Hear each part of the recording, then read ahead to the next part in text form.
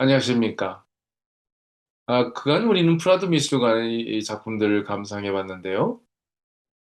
본 강의에 들어가기 전에 먼저 세르반테스가 돈키호테라는 인물을 통해 언급한 예술에 대한 말을 인용한 바 있습니다. 돈키호테 1권의 50장에 예술이라는 것은 자연을 모방하면서도 그 자연을 뛰어넘는 그런 것입니다. 라고 말했는데요.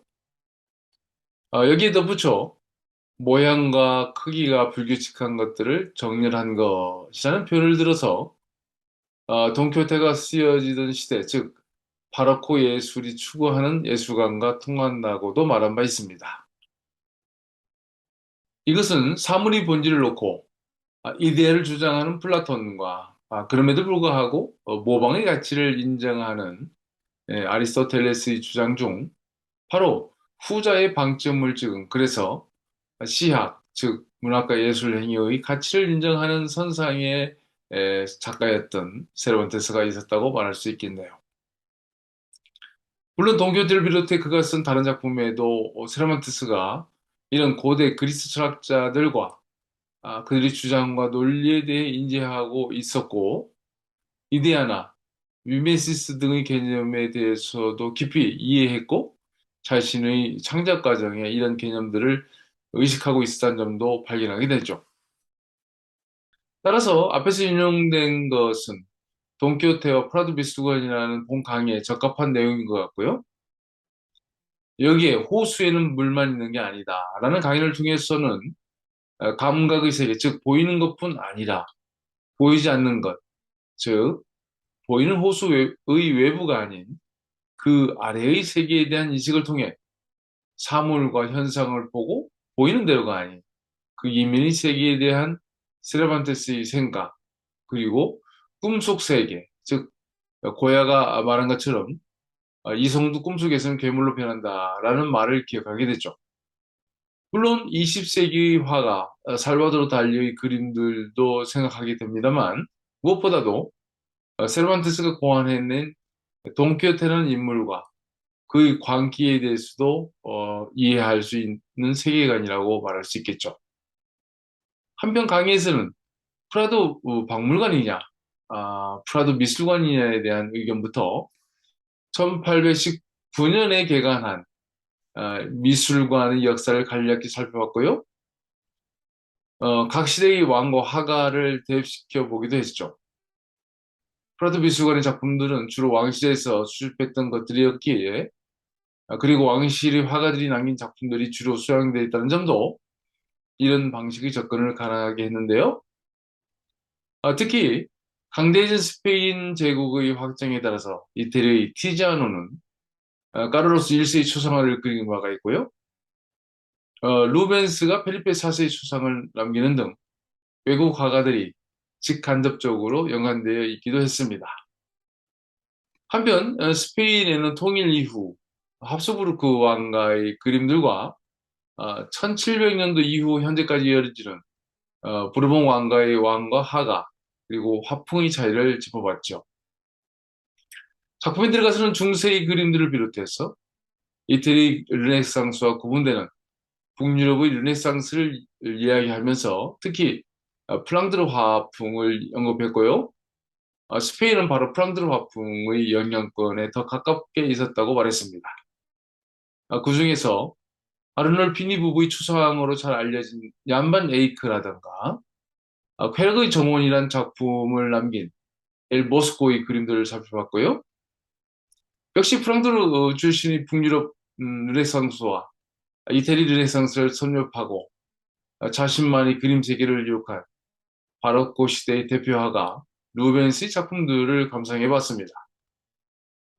한편 북유럽의 르네상스와 이태리 르네상스에 스페인의 세비야 화풍을 더한 벨라스케스의 그림들을 다뤘는데요. 벨라스케스의 시대는 스페인의 정체성이 성립되었던 시기로 그의 그림은 문학에 있어 세르반테스의 돈키호테라는 작품이 나온 경우처럼 바로 다양한 것들이 혼합과 통합을 통해 만들어진 것이라고도 말했습니다. 말하자면 기존의 스페인과 이슬람 세력의 전통, 그리고 유럽을 비롯해 아메리카, 아프리카, 아시아 등에서 들어온 것들이 스페인에서 혼합되어 새로운 정체성을 형성했다는 점을 강조했습니다.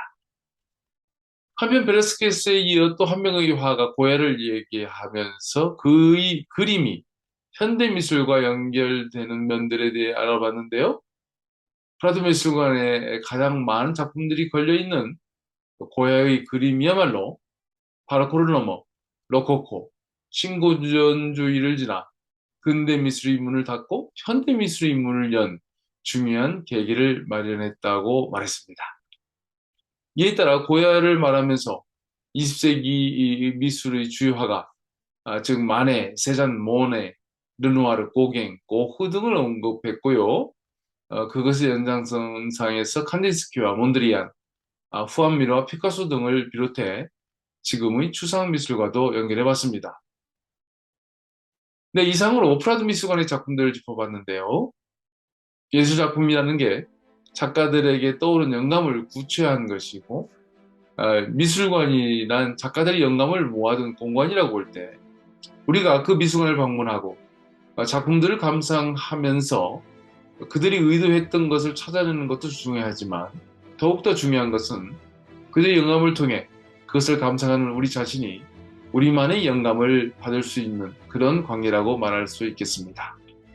이런 영감의 전염을 통해 그동안 수많은 작가와 작품들이 나왔을 것이며 미래에도 그 기능은 계속될 것이라는 의미가 되겠는데요. 따라서 미술관은 단순한 작품 감상을 넘어 우리 자신의 창작적 에너지를 받는 공간이라고 말할 수 있겠네요. 이는 미술작품뿐만 아니라 문학작품도 마찬가지일 것인데요.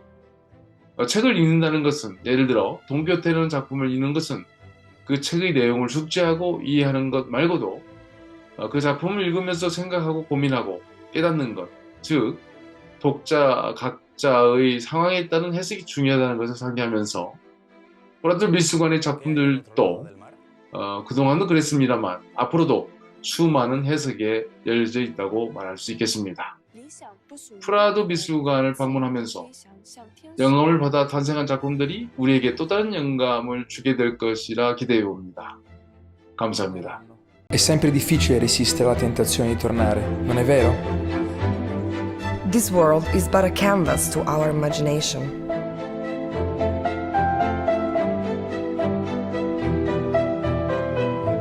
بالتالي دايما خلق الفل.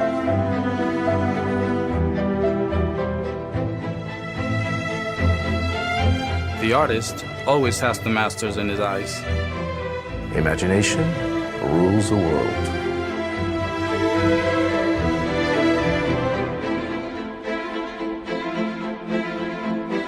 Мне кажется, что здесь проходит вся ностальгия. Le pot est toujours bizarre. 私たちは美しさを求めて旅に出る。これらは彼らの愛によって作り出される。 La gente va al museo a buscar ángeles.